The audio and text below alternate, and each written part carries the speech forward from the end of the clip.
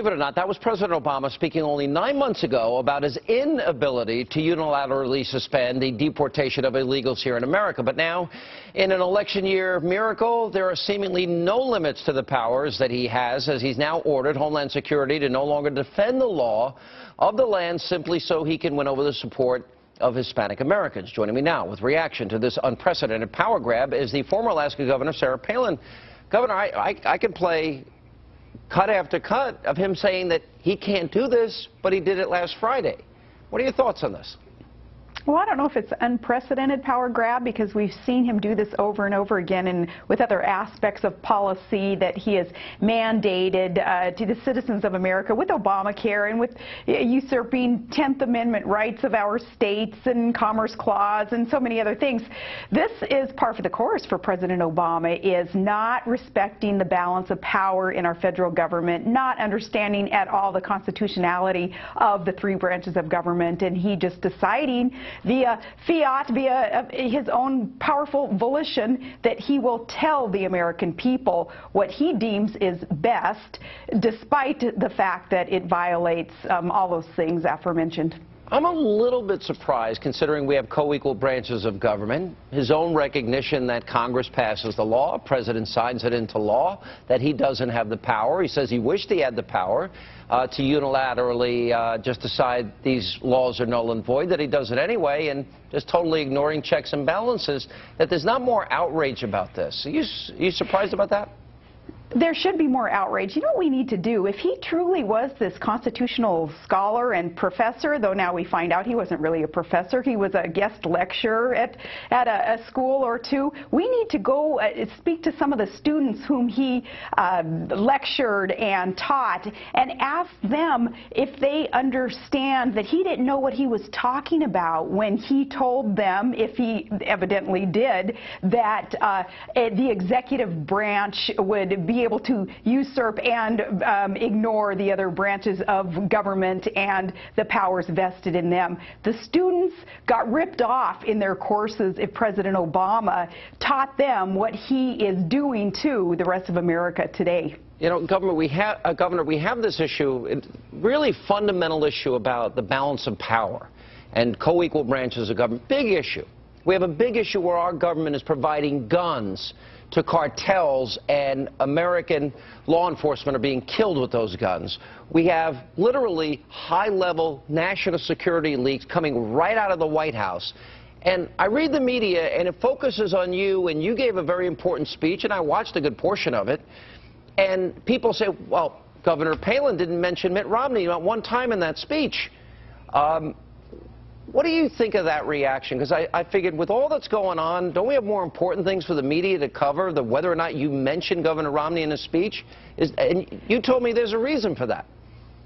There was a reason I did not mention Governor Romney in my speech at the Americans for Prosperity Foundation event and right online over the weekend, and that's because I would have violated the ground rules for Americans for Prosperity Foundation. You couldn't violate their, I don't know if it's a 501c3, whatever the classification is of their organization. No one mentioned Governor Romney in their speeches nor endorsed anybody, because that wasn't what the conference was about. In my role, as a matter of fact, in the conference was to point out the hypocrisy, the double standards, and the weakness of the old media, and how the new citizen journalist media can rise up and take the place of what the old media used to represent, and that is telling the truth and the facts to voters. All right, but just for the record, you are fully and completely on board, and you are supporting Governor Romney in his effort to unseat President Barack Obama.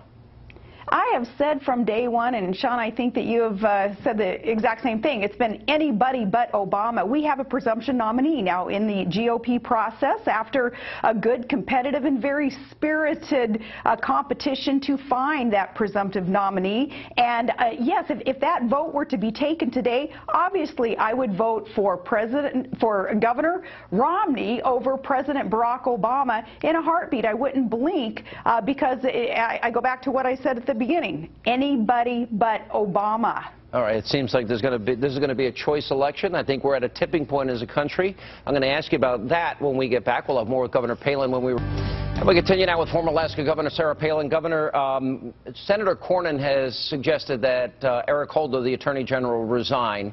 A couple of issues he's now facing. One is the failure to appoint a special prosecutor in the leak scandal, national security leaks making the president look good, and the other has to do with the Fast and Furious. We're providing guns to these cartels. Here's what Darrell Issa said after a year and a half of stonewalling as it relates to the Attorney General. Let me play it for you. He came with an offer of a briefing. We went through the process of what was being offered and responded, as I think we have to, which is that the documents that they may choose to give in the future, we need to have before tomorrow. Ultimately, the documents necessary to cause a postponement appear to be in their possessions. We're hoping that we have them tonight. If we can evaluate them even partially, then that will give us grounds to negotiate a postponement and perhaps a final resolution. How big are these two scandals in your estimation? It's disgraceful what our Attorney General's efforts have been to, again, usurp the power, the authority of another branch of government. Absolutely disgraceful. Can you imagine if it were President Bush and his Attorney General who chose to stonewall and not provide for the people's representatives on this committee, a congressional committee, the information that they are due? And here it's been a year and a half of this stonewalling and ignoring and kind of an in-your-face jab, that proverbial jab against the people that our Attorney General has continued to engage in. Disgraceful. You know, Governor, as you have spoken and reflected back on the 2008 campaign, and you've spoken out about it, you felt that really the McCain-Palin ticket was too easy on Barack Obama. We're 140 days out of this election. What would be your advice if Governor Romney's watching or listening tonight, or his campaign? What is your advice to them this time around? Don't do what we did in holding back the information that the people deserve to hear. And it wasn't Senator McCain who chose to hold back information regarding a sitting state senator who was running for president, the highest office in the land, and his voting record and his statements and his past associations and present associations and his pals. You cannot hold back vetted information that is so necessary in order for the electorate to make a good decision. We are finding so much now about President Barack Obama and his past and present associations with anti-American, Marxist professors whom he sought out very proudly and aggressively sought out to learn from. We learn so much now about who and what shaped President Barack Obama and some of the socialist ideas of his that they fail in other countries and they will fail here in this country.